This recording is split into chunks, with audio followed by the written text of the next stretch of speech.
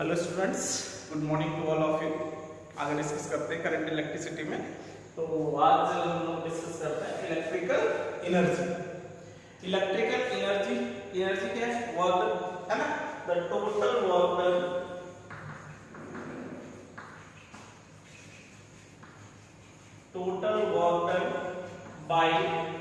Bye a source of EMF, total work done by a source of EMF in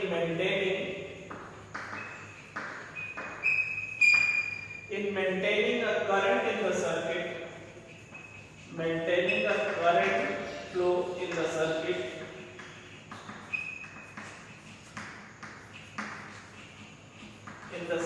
for a given time,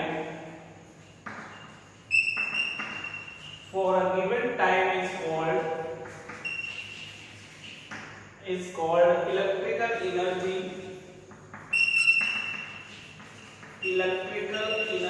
consumed in the circuit.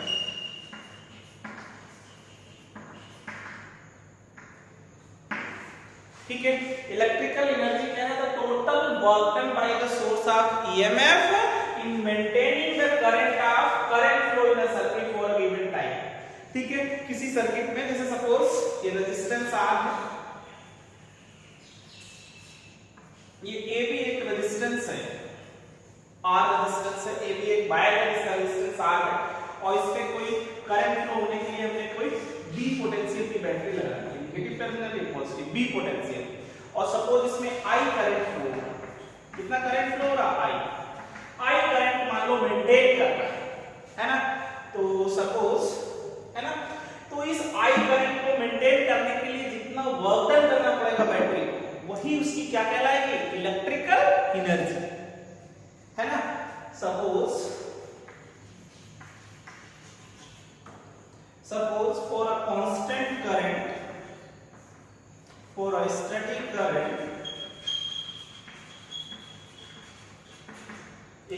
current flow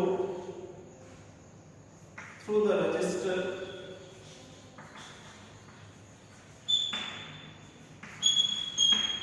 for time t,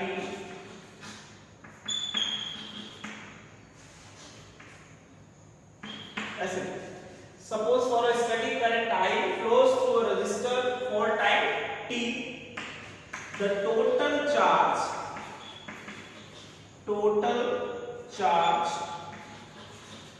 cross through the wire, cross through the resistor, total charge cross through the resistor कितना हो जाएगा? Total charge cross through the resistor, I current flow हो रहा कितने time के लिए? t time के लिए, कितना चार्ज फ्लो हो जाएगा? I × t। ठीक है, तो work done in flowing, work done so work done in crossing the resistance, crossing the charge through resistor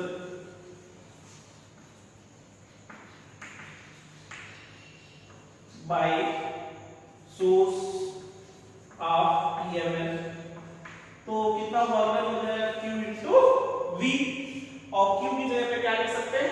IT, एक फर्स्ट इक्वेशन बना लेते हैं, तो W is equal to IT into V, या आप इसी को W is equal to work done क्या आ जाएगा? VIT, और ये जो वर्क डन है यही क्या है? Electrical energy. ठीक है, सो इलेक्ट्रिकल एनर्जी का क्या फॉर्मूला आ जाएगा? So electrical energy E is equal to, first formula क्या बन जाएगा? VIT joule. ठीक है, और V is equal to IR रख लो, तो यही फॉर्मूला आपके पास इलेक्ट्रिकल एनर्जी का I² RT जूल, और आप I is equal to V/R कर दो, तो यही फॉर्मूला आपके पास इलेक्ट्रिकल एनर्जी का V² by R into T, इतने जूल है।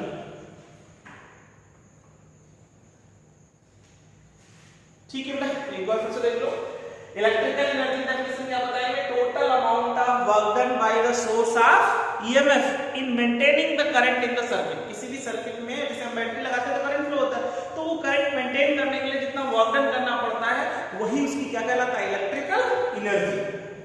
ठीक है, तो total amount of work done by the source of EMF in maintaining the current flow in the circuit for a given time is called electrical energy consumed in the circuit. तो suppose ये भी एक wire ले लिया जिसका resistance R है और suppose इसमें कितना करंट फ्लो हो रहा है? I।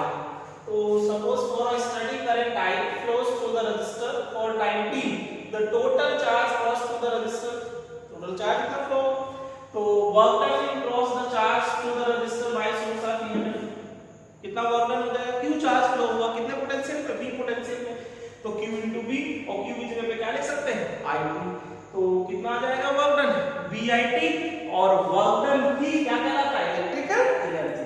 तो इलेक्ट्रिकल एनर्जी के क्या क्या फॉर्मूले आ गए? VIT या फिर I2RT या फिर V2/R into V, तीनों फॉर्मूले यूज करेंगे, है ना? आसान बात है।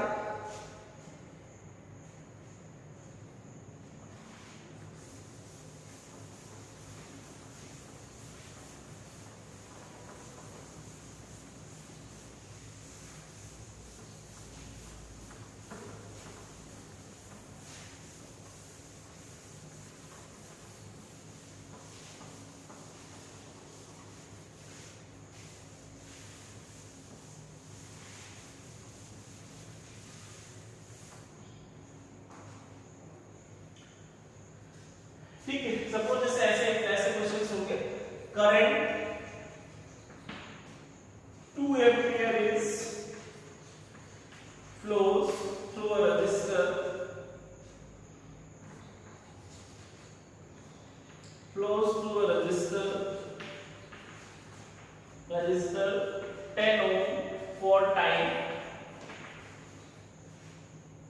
1 minute, for time 1 minute. Find electrical energy consumed. Find electrical energy consumed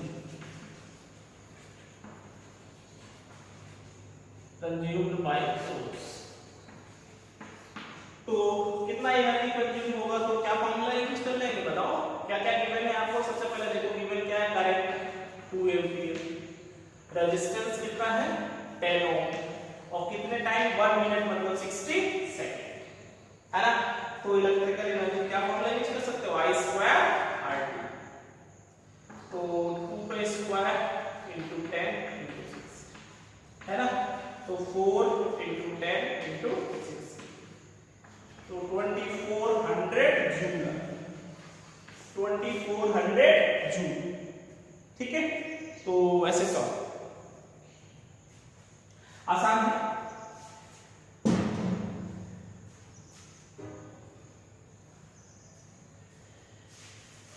वैसे ये इसमें छोटा सा पॉइंट है, joules law of heating.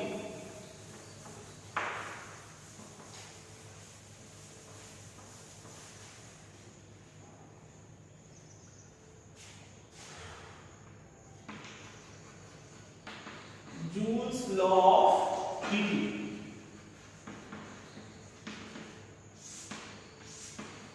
Joule's law of heating क्या है? The heat at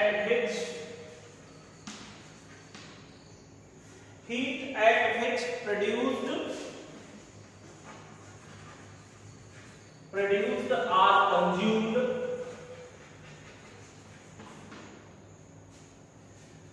due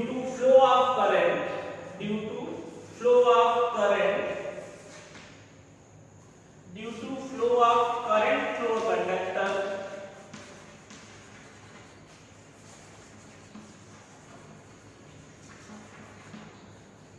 the heat at which produced are consumed due to flow of current through a conductor. It expressed in joules. It expressed in joule. Heat produced या consumed किसमें find करते हैं? Joule में। तो mathematically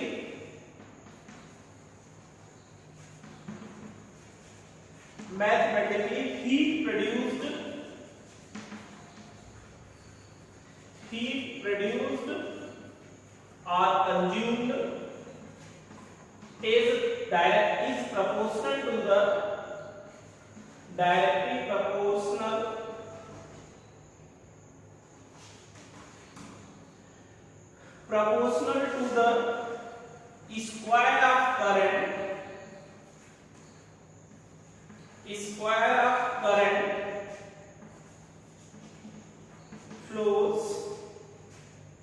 current flow through the conductor. ठीक है, तो heat produced और जो कंज्यूम्ड जो है प्रोपोर्शनल होता है इसके square of current flow through the conductor comma resistance of wire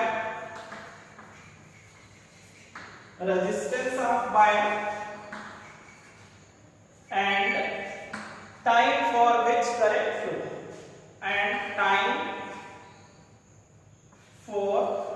current flow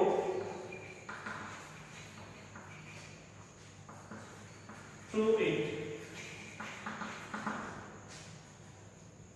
ठीक है, तो जूल्स लॉ ऑफ हीटिंग क्या है? हीट प्रोड्यूस्ड और कंज्यूम्ड जो है वो डायरेक्टली प्रोपोर्शनल होता है किसके? Square of current flow through the conductor comma resistance of conductor comma time at which current. ठीक है, तो प्रोपोर्शनल का साइन हटाने के लिए यहाँ पे कांस्टेंट आ जाता है R, J कांस्टेंट आता है जिसको कहते हैं Joule's constant, where J is Joule's constant,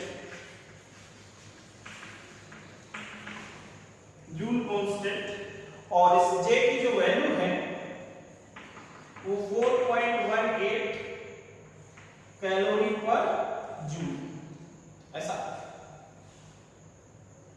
ठीक है, जूल पर कैलोरी कितना है? जूल पर कैलोरी,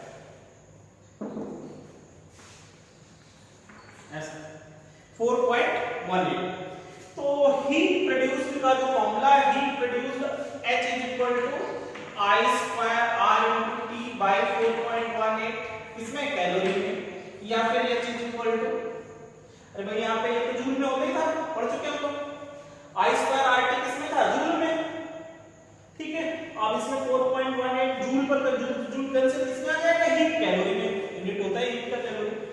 और या फिर आप इसमें B square by R into T by 4.18, इसमें आ जाएगा कैलोरी में, या ये चीज equal to BIT by 4.18 calorie. तो ये हीट प्रोड्यूस्ड के फॉर्मूले हैं, हीट प्रोड्यूस्ड और कंज्यूम्ड. किसी वायर में I करंट फ्लो हो रहा तो कितने कैलोरी हीट डिसिपेट होगी? तो कैलोरी में हीट निकालना है. ठीक है, तो the heat at which produced और consumed due to the flow of current through the conductor it is expressed in joule. Mathematically heat produced consumed is proportional to square of current flow through the conductor comma resistance of wire and time at which current flow. ठीक है, ध्यान रखिएगा.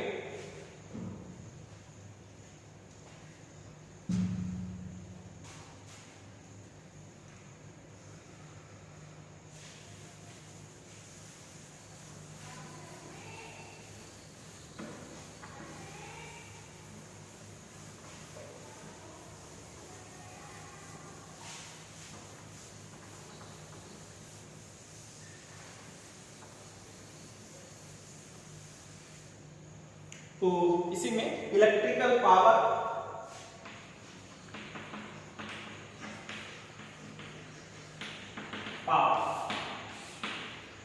क्या हो जाएगा? Power rate of work done होता है, the rate at which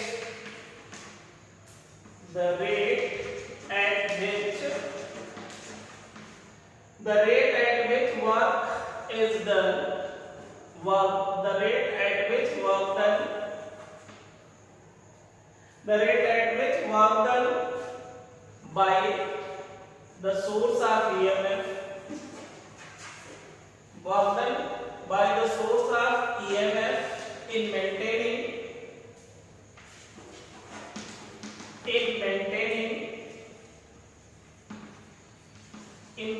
the flow of current through the conductor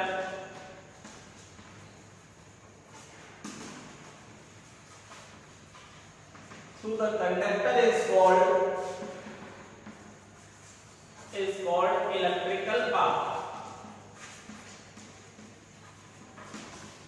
ठीक है, the rate at which work done by the source of EMF in maintaining the current through the conductor, ठीक है, rate at जिस rate से current maintain करने में work done कर रहा है, तो पावर इज इक्वल टू क्या फॉर्मूला बन जाएगा, सपोज W वर्क डन हो रहा है कितने टाइम में, t टाइम में, तो P is equal to W by T, ठीक है, इतने जूल पर सेकेंड, ये इसकी यूनिट क्या हो जाएगी, वॉट, ठीक है, और वर्क डन के फॉर्मूला VIT था, तो पावर का फॉर्मूला VIT बाय T, तो पावर का फॉर्मूला क्या P इज इक्वल टू बन जाएगा VI, कितने वॉट, या फिर P इज इक्वल टू क्या आ जाएगा I स्क्वायर R, या फिर P is equal to V square by R, तीनों फॉर्मूले ने वॉट ऐसे,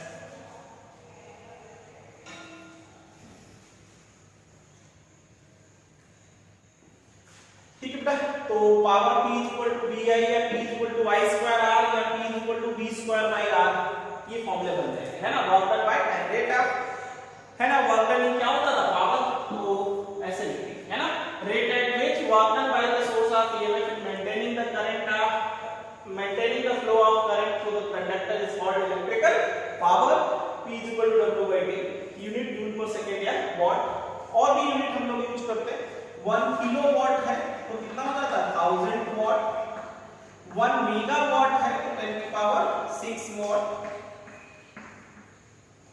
1 हॉर्स पावर है तो कितना होता था 746 वॉट, 1 हॉर्स पावर है तो 746 वॉट, तो ये यूनिट यूज करते हैं, तो पावर के लिए फॉर्मूला यूज करेंगे P is equal to VIV, P is equal to I square R या फिर V स्क्वायर बाय R, और ये जैसे किलोवाट है तो 1000 वॉट, मेगावाट है 10 की पावर 6 वॉट, हॉर्स पावर है तो 746 what.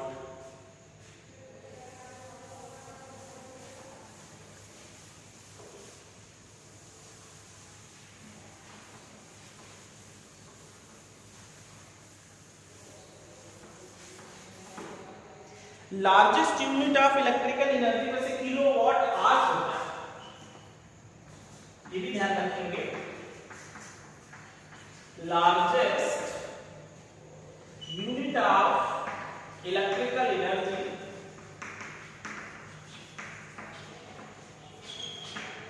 Largest unit of electrical energy is kilowatt hour, kilowatt hour, ठीक है, 1 किलोवाट आवर जो है ये 3.6 into 10 की पावर 6 जूल के बराबर, ठीक है, कैसे निकाला, 1 किलोवाट आवर है तो 1 किलोवाट तो 1000 वॉट और आवर्स तो 3600 सेकंड, तो ये 3.6 into 10 की power 6 what into second, what into second क्या बन जाएगा जूल, तो 3.6 into 10 की पावर 6 जूल, जूल यूनिट है ना, तो 1 किलोवाट आवर 3.6 into 10 की पावर 6 जूल होता है लार्जेस्ट यूनिट, इसको हम लोग यूनिट भी कहते हैं, 1 यूनिट कितना इलेक्ट्रिसिटी का बिल आता है, जैसे यूनिट आता है ना 200 यूनिट खर्चा हुआ 300 यूनिट, तो 1 यूनिट मतलब 1 किलोवाट, है ना, यूनिट भी बोलेंगे, या फिर हम इसको ध्यान रखना BOT लिखते हैं, BOT board of trade unit, BOT, ठीक है, तो ध्यान रखना किलोवाट आवर्स में निकालना है अगर जो एनर्जी, एक फॉर्मूला नंबर ऑफ यूनिट्स निकालने का, नंबर ऑफ यूनिट्स निकालने का खर्चा, नंबर ऑफ यूनिट्स निकालने का फॉर्मूला V वोल्ट में ले लो, करंट एम्पियर में इनटू टाइम, ये किसमें लेना पड़ेगा आवर्स और बाय 1000, या आप नंबर, ठीक है, number of units what into hours bye 1000, ये फॉर्मूला है, ठीक है, जैसे आपके पास कितना इलेक्ट्रिसिटी का बिल आएगा, ऐसे क्वेश्चंस भी हैं, जैसे आपके पास 60 वॉट का बल्ब जला रहे हो आप, ठीक है, 60 और 100 वॉट का सपोज इसमें यूज हो रहा 100 वॉट तुम्हारा, किसमें टेलीविजन में 100 वॉट यूज हो रहा है, आप जो है वॉशिंग मशीन चला रहे हो 200 वॉट यूज हो रहा है, एसी चला रहे हो 500 वॉट यूज हो रहा है। तो ऐसे हर एक में गिवन हर अप्लायंसेस में, तो हर पावर को ऐड करके यहाँ पे लिख दो और टोटल आवर्स यहाँ पे, जैसे सपोज फैन मान लो आपके पास 8 आवर्स चलता है, टीवी 2 आवर्स चलता है ना, तो कितना हो जाएगा 8 + 2 10, तो टोटल पावर ऐड करके यहाँ रखेंगे, टोटल आवर्स यहाँ रखेंगे, बाय 1000 करोगे तो नंबर ऑफ यूनिट्स आ जाएगा। अब फिर एक यूनिट का जितना खर्चा होगा उससे मल्टीप्लाई कर देंगे तो टोटल बिल बन जाता है। ठीक है, तो ध्यान रखेंगे total what into total hours bye 1000 करेंगे तो नंबर ऑफ यूनिट्स आ जाएगा। ठीक है, जैसे आपके पास 60 वॉट 100 वॉट 200 वॉट 500 वॉट के ऐसे अप्लायंसेस हैं, तो सबकी पावर ऐड कर लेना वही। ठीक है, और कौन कितने कितने आवर्स चल रहा है वो भी गिवन होगा, तो सब आवर्स को ऐड करके यहां रखेंगे बाय 1000 तो नंबर ऑफ यूनिट्स आ जाएगी, कितना यूनिट इलेक्ट्रिसिटी खर्चा होगा।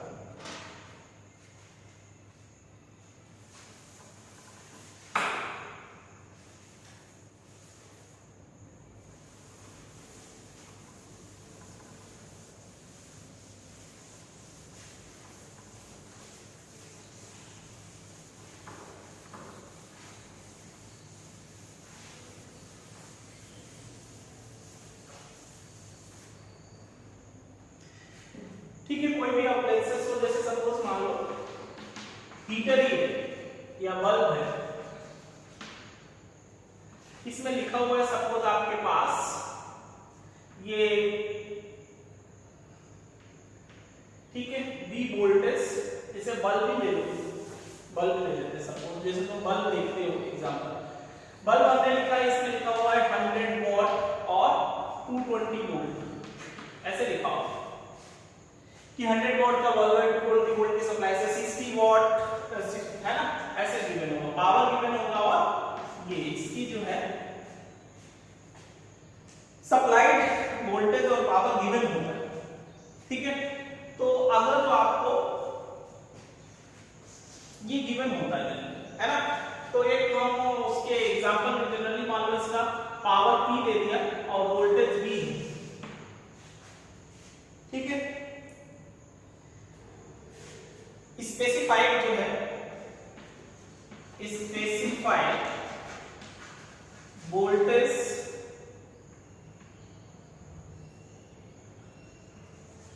इज Vs, मान लो Vs है, एंड पावर इज Ps, मान लो ये पावर कितना है Ps। ठीक है, अगर जो आपको जैसे मान लो चाहिए रेजिस्टेंस ऑफ रेजिस्टेंस ऑफ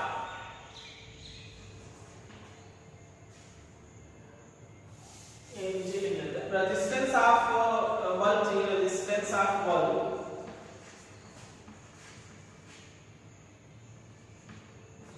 तो रेजिस्टेंस ऑफ बल्ब कितना आ जाएगा, तो रेजिस्टेंस R इक्वल टू क्या फॉर्मूला यूज कर सकते हो बताओ, V² ले है ना, क्योंकि कौन सी में थे ना V V²R, तो आप इधर कर लो उसको, तो Vs²Vs है ना। अब ये ऐसे रेजिस्टेंस आप, अब पावर डिसिपेटेड निकालना है, पावर डिसिपेटेड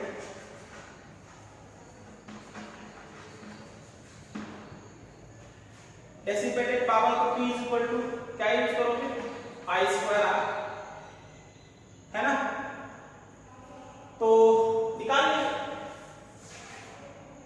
I मान लो करंट फ्लो पता है, नहीं पता है तो P इक्वल टू VI से निकाल, P के ही बराबर आता है,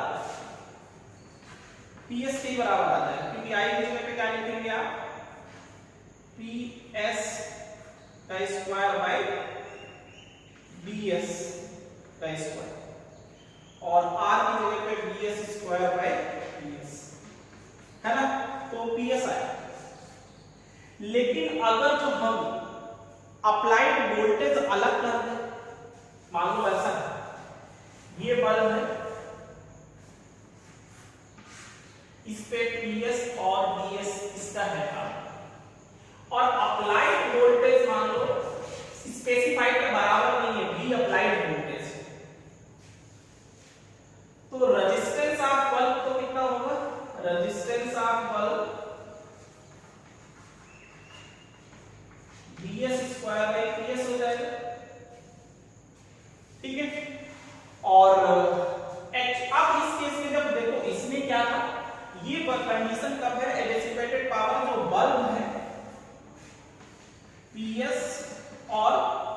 Vs स्पेसिफाइड, और इसको हम चला भी किससे रहे हैं, Vs से ही चला रहे हैं, ये दोनों बराबर है, V किसके बराबर है, Vs, तब पावर डिसिपेटेड सेम होगा। लेकिन अब सेम नहीं, if V does not equal to Vs, ऐसा नहीं, तो एक्चुअल पावर डिसिपेटेड कितना होगा, एक्चुअल पावर डिसिपेटेड,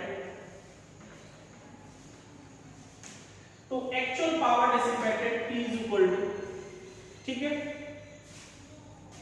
क्या अप्लाई करेंगे, I स्क्वायर, और I की वैल्यू कितना लेंगे,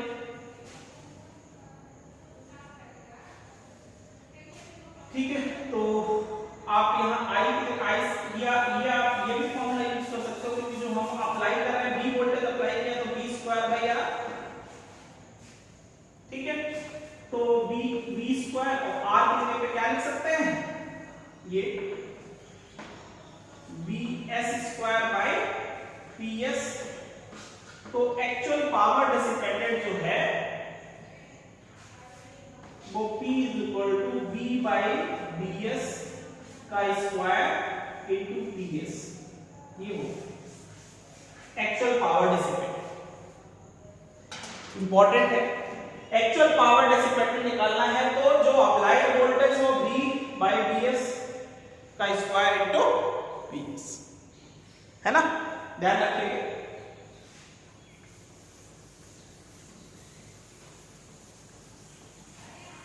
और स्पेसिफाइड और अप्लाइड बराबर है, तो जितना स्पेसिफाइड है उतना ही अप्लाइड है, तो सेम पावर डिसिपेटेड होगा। लेकिन अगर जो सेम नहीं है तो फिर डिसिपेटेड पावर निकालना है तो V बाई Bs का स्क्वायर इनटू Ps लेना पड़ेगा।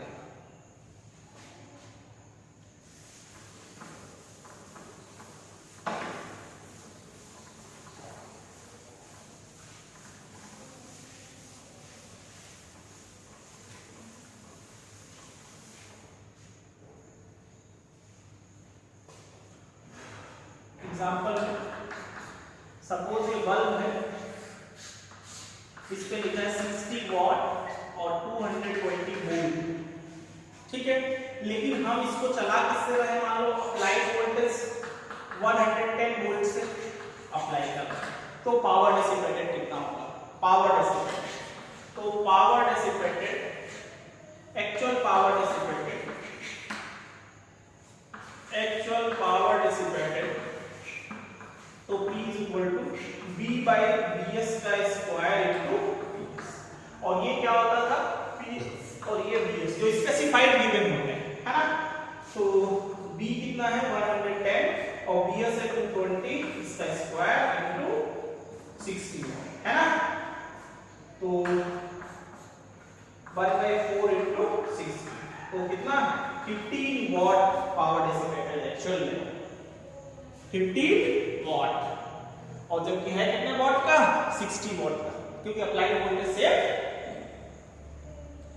ठीक है, तो ये ध्यान रखेंगे, ऐसे क्वेश्चंस नहीं होते।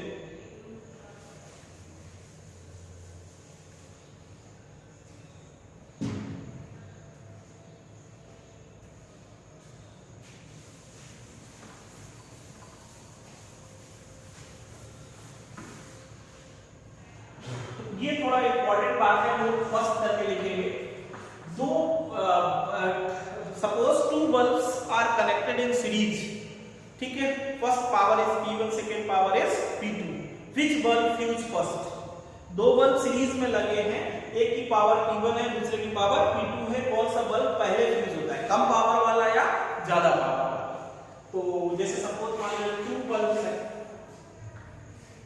ये 60 वॉट का है और ये मान लो 100 वॉट का है, 100 what,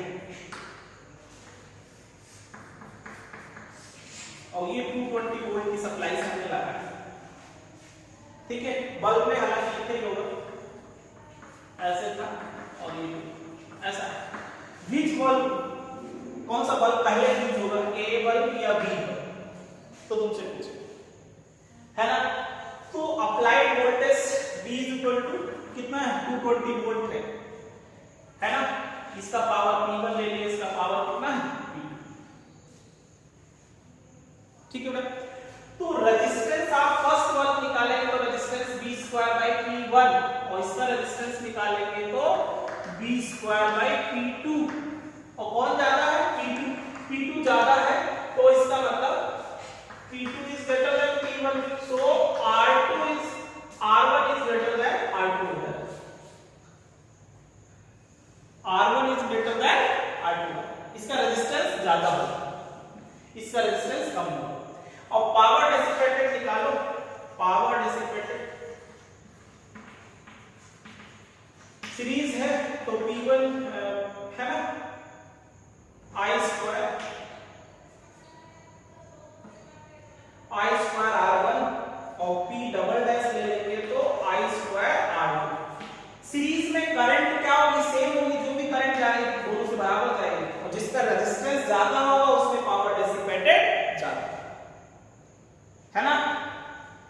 since R1 is greater than R2, so P dash is more than P double dash, so A bulb fuse first, so bulb A fuse first। Power dissipated first bulb में जाता है तो first bulb का chance पहले fuse होने का, ठीक है। ऐसे क्वेश्चन पूछा जाए, ध्यान रखना, डायरेक्टली याद रखो, सिंपल सा 2 मार्क्स में क्वेश्चन आता है या 1 मार्क्स में, ठीक है। तो सीरीज में 2 बल्ब है तो कौन पहले फ्यूज होता है? जिसकी पावर कम है, क्यों? जिसकी पावर कम है उसका रेजिस्टेंस ज्यादा है, और करंट तो सीरीज में सेम होता है, तो I² तो दोनों में सेम रहेगा, R जिसका ज्यादा होगा उसका पावर डिसिपेटेड ज्यादा होगा, वही पहले फ्यूज होगा, ठीक है। ये फर्स्ट पॉइंट। और सेकंड पॉइंट इन पैरेलल, अगर दो बल्ब पैरेलल में है, ठीक है, 60 वॉट 220 वोल्ट सप्लाई,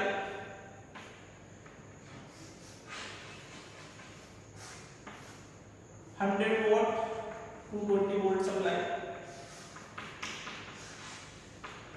220 वोल्ट की सप्लाई से कनेक्ट कर ली, तो इसका रेजिस्टेंस R1 लेंगे V²/P1 और R2 ले लेंगे V²/P2 R2 अब इसमें क्या, लेकिन इसमें क्या है, करंट I जा रहा, मान लो करंट यहाँ डिवाइड हो जाएगा, मान लो इसमें I1 जा रहा है, इसमें कितना जा रहा है I2, तो करंट कौन सा ज्यादा होगा इसमें? तो रेजिस्टेंस किसका ज्यादा होगा? R1 का, है ना। R1 is greater than R2, ये तो समझ रहे हो। इसकी पावर कम है ना, इसका रेजिस्टेंस ज्यादा होगा, और रेजिस्टेंस इसका ज्यादा होगा उसकी करंट क्या हो जाएगी? कम हो जाएगी। सो I1 कम होगा, I2 ज्यादा, I2 ज्यादा है, इसका मतलब ज्यादा करंट इसमें जा रहा है, तो पावर डिसिपेटेड इसमें ज्यादा है। पावर डिसिपेटेड इसमें किसमें ज्यादा होगा? सेकंड बल्ब, ठीक है। I1 is less than I2 है, सो पावर डिसिपेटेड